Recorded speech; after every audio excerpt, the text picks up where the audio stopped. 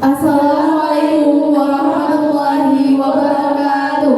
Waalaikumsalam warahmatullahi wabarakatuh. Yang terhormat Ketua Yayasan Istiqomah Sambas Purbalingga, yang terhormat Direktur Lembaga Pendidikan Istiqomah Sambas Purbalingga beserta jajarannya, yang kami hormati pula Kepala SMP Istiqomah Sambas Purbalingga, Bapak Ibu serta Bapak Ibu wali murid SMP Istiqomah Sambas Purbalingga. Presentasi awal kan presentasi tiap kelompok mempresentasikan di depan guru-guru. Ini adalah yang terakhir. Nanti di depan orang tua kalian presentasi. Silakan pilih sendiri siapa yang mau presentasi. Enggak. Termasuk ini pembuatan paparannya juga mereka sendiri. Saya Nazwa Zulfa dari kelas 8D. Saya Satya Gansyah dari kelas 8C. Saya Pramudia Wijaya Nugraha dari kelas 8B. Sebagai perwakilan dari kelas 8 yang akan mempresentasikan pilihan tema kali ini yang bertemakan gaya hidup berkelanjutan dengan hanya ini mengarahkan ketika mereka sudah latihan, yuk coba gladi resmi. Akan disampaikan oleh teman saya. Kami tetap harus pastikan kami silakan. Enggak melenceng. Baik, terima kasih. Bapak Ibu guru serta hadirin sekalian yang kami hormati. Saat ini kita semua berada di tahun 2024. Sebentar lagi kita akan memasuki tahun 2025. Hanya tinggal sebulan lagi. Bukan hanya tahun yang makin maju, teknologi, ilmu pengetahuan, industri, bahkan budaya pun ikut termodifikasi. Zaman ini adalah zaman modern, di mana semuanya berkembang dengan sangat pesat. Banyak hal sudah tidak lagi sama dengan zaman dulu. Misalnya saja nih, dulu ada sebuah lahan yang biasa digunakan oleh anak-anak ataupun remaja untuk bermain.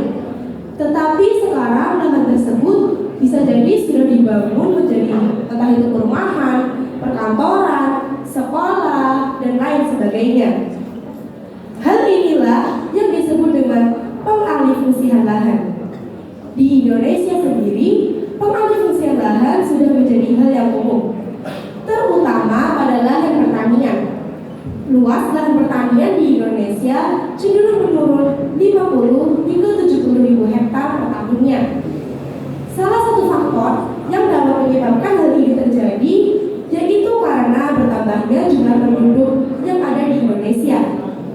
Dengan jumlah penduduk saat ini sebanyak 283 juta sekian dan juga hasil panen yang tidak optimal akan menyebabkan beberapa masalah yang cukup signifikan.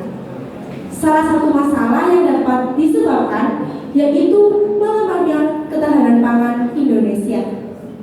Memangnya apa itu ketahanan pangan? Jadi, ketahanan pangan atau jaminan pangan adalah ketersediaan pangan dan kemampuan seseorang untuk mengaksesnya. Suatu rumah tangga dikatakan memiliki ketahanan pangan jika penghuninya tidak berada dalam kondisi kelaparan ataupun dihantui ancaman akan kelaparan. Nah, sekarang coba kita perhatikan diagram tentang ketahanan pangan yang ada di Indonesia dari tahun 2012 hingga 2022. Di sini dapat disimpulkan bahwa pada tahun 2022 lalu terjadi peningkatan nilainya dibandingkan tahun sebelumnya. Global Food Security Index atau GFSI mencatat bahwa pada tahun 2022 nilainya sebesar 60,2%, yang mana lebih tinggi daripada tahun sebelumnya yang hanya 59,2%. Sejauh ini, dalam 10 tahun terakhir, GFSI terbaik di Indonesia tercatat pada tahun 2018 sebesar 62,4%. Itu pun ternyata masih di bawah rata-rata dunia. Padahal Indonesia sendiri kan terkenal sebagai negara agraris, yang mana sebagian besar penduduknya bekerja sebagai petani ataupun berada di sektor pertanian. Tetapi pasokan pangan yang ada di Indonesia saat ini masih diimpor dari luar negeri. Misalnya saja untuk beras, ternyata masih diimpor dari negara-negara seperti Pakistan, Vietnam, Thailand, dan lain-lain, yang mana luas dari negara-negara tersebut tidak lebih luas dari Indonesia. Lantas, bagaimana cara kita untuk menangani hal tersebut? Bagaimana cara kita menaikkan nilai pakan yang ada di Indonesia dengan mengoptimalkan hasil panen dengan menggunakan lahan seminim mungkin? Kamu mempelajari salah satu caranya, yaitu dengan menggunakan teknik hidroponik. Untuk penjelasan lebih lanjut tentang hidroponik akan disampaikan oleh teman saya, Nabila. Kepada Nabila, silakan. Terima kasih atas waktunya. Jadi berdasarkan latar belakang yang telah disampaikan oleh Zerlin, hidroponik merupakan budidaya tanaman yang memanfaatkan air tanpa menggunakan media tanam. Pastinya hidroponik ini memiliki berbagai teknik.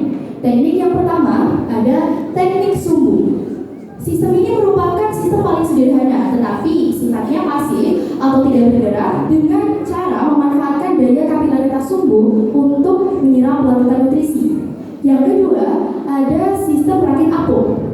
Sistem ini juga merupakan sistem paling sederhana, tetapi sifatnya aktif atau bergerak dengan cara mengapungkan tanaman di atas permukaan larutan nutrisi.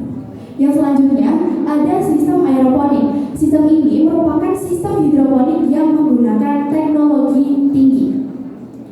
Yang keempat, ada sistem NFT. Sistem ini merupakan sistem di mana larutan nutrisi diberikan sangat dangkal atau tipis dan dialirkan secara terus-menerus. Yang kelima atau yang terakhir ada sistem pasang surut. Sistem di mana larutan nutrisi diberikan dengan cara merendam atau diberikan cara merendam di media tanam.